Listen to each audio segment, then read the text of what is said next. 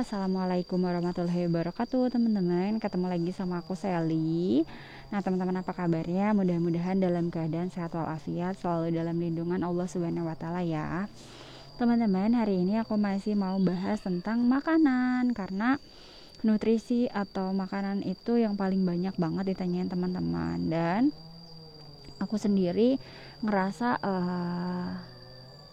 faktor makanan itu faktor paling penting banget untuk aku juga. Perubahan-perubahan yang aku alami ini salah satunya juga dari asupan makanan.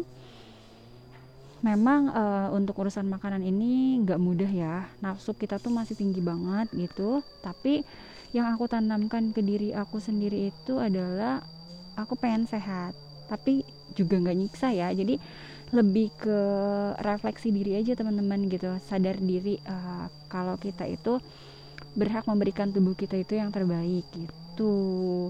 Aku juga nggak streng banget untuk urusan makanan, jadi aku sih lebih ke yang kurangi makanan olahan dan perbanyak makanan yang bersumber dari alam. Itu pun kalau sesuatu harus dimasak, biasanya aku tidak terlalu masak yang lama gitu. Jadi kayak sayuran aku cuman cukup tumis-tumis sebentar aja. Terus kalau misalkan sesuatu yang masih bisa dimakan mentah, biasanya juga aku suka makan mentah. Kayak sayur-sayuran yang bisa dimakan mentah, aku makan mentah aja karena kebetulan aku juga suka sayur. Terus kalau misalnya memang itu perlu direbus, biasanya aku tuh didihin air dulu, terus itu aku kasih sedikit garam, terus aku cemplungin deh sayurannya, sebentar langsung ku angkat. Jadi masaknya tuh jangan terlalu lama. Terus di sini aku tuh kita bagi dulu ya makanannya. Jadi kita tuh harus makan kaya serat, terus kayak akan zat besi, karena aku sendiri juga orangnya sering anemi, dan alhamdulillah akhir-akhir ini aku nggak pernah anemia lagi. Ini kelihatan masih pucat, tapi karena ini di kamera, tapi kalau aslinya itu udah nggak pucat. HB aku juga udah seringan normal ya. Terus kita juga perlu makan asam lemak omega. Nah untuk yang makanan kayakan serat ini biasanya sih aku makannya yang mudah-mudah aja. Contohnya kayak pisang. Mungkin teman-teman yang subscriber lama aku tahu banget, aku sering banget makan pisang. Aku tuh selalu stok pisang di rumah. Aku tidak pernah tidak ada pisang gitu, keseringan tuh ada. Terus aku juga kalau lagi lapar atau kalau lagi pergi kemana, itu selalu ada pisang di tas aku. Jadi kalau misalnya aduh lapar nih, langsung keluarin senjatanya pisang gitu. Terus yang kedua adalah buah beri-berian. Segala macam berry itu bagus banget untuk orang endometriosis. Berry sendiri kan nggak tahan lama. Nah kalau berry itu aku di rumah cuman stoknya strawberry. Kalau strawberry sepanjang tahun itu selalu ada di kulkas aku, karena biasanya aku beli itu langsung 10 kilo strawberry. Aku juga pernah bikin video tentang stok strawberry aku di rumah.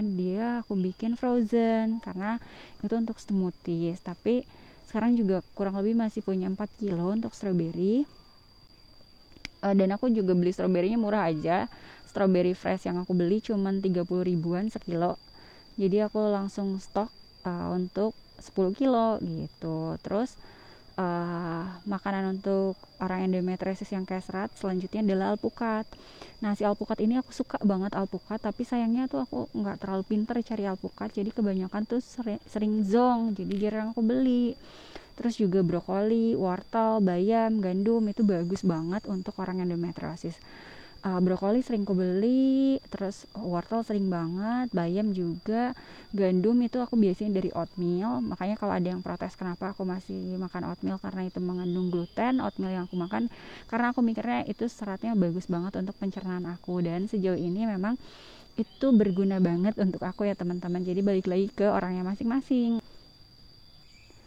Nah yang selanjutnya adalah makanan tinggi zat besi. Makanan tinggi zat besi sebenarnya mungkin teman-teman juga udah tahu ya, kayak daging tanpa lemak, terus kacang-kacangan, kayak gitu-gitulah.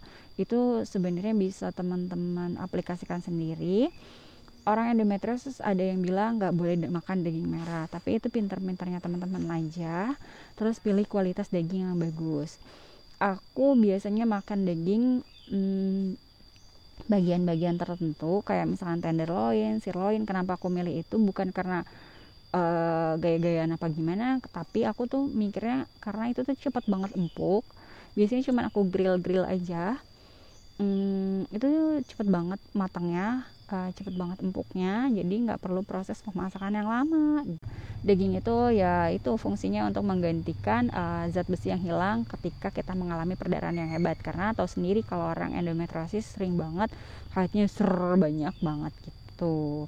Terus selanjutnya golongan yang ketiga itu makanan yang mengandung asam lemak omega 3. Contohnya kayak ikan salmon, ikan tuna, ikan sarden, ikan kod, terus kerang, terus chia seed, terus juga kayak minyak almond. Pokoknya makanan yang mengandung asam lemak omega 3, karena itu tuh kayak bisa bisa mengurangi atau meringankan gejala nyeri haid. Aku sendiri sih kalau untuk ikan kayak ikan salmon gitu jarang. Ikan tuna juga udah beberapa tahun ini aku mulai tinggalkan karena aku sadar sendiri aku jauh dari tempat ikan yang fresh gitu. Jadi aku lebih memilih kayak misalkan chia seed, itu di rumah selalu sedia chia seed. Ikan sarden maksimal aku makan, tapi bukan yang kalengan ya teman-teman, ikan sarden yang beneran sarden bentuknya. Terus juga minyak almond itu masih mudah, tapi kalau untuk ikan-ikanan yang bener-bener harus fresh kayak ikan salmon, ikan tuna, aku udah lama nggak makan itu gitu. Nah kayak gitu aja sih sebenarnya, dan ini pun makanannya masih bisa kita cari dengan mudah teman-teman, tergantung dari niatnya teman-teman sendiri. Udah ngikutin banget perjalanan aku kali ya gitu, dan banyak banget manfaat yang aku dapatkan setelah aku merubah pola hidup. Salah satunya adalah pola nutrisi ini gitu. Untuk jajanan itu pelan-pelan walaupun masih dalam tahap belajar, aku sudah tinggalkan gitu teman-teman, balik ke alam aja. Jadi aku kalau lapar ya itu makan pisang, makan jagung rebus gitu. Ya udah itu kayaknya deh teman-teman, sebenarnya nggak terlalu sulit. Semua tergantung niat. Ini yang malu bin niat. Nah segitu dulu teman-teman. Wassalamualaikum warahmatullahi wabarakatuh.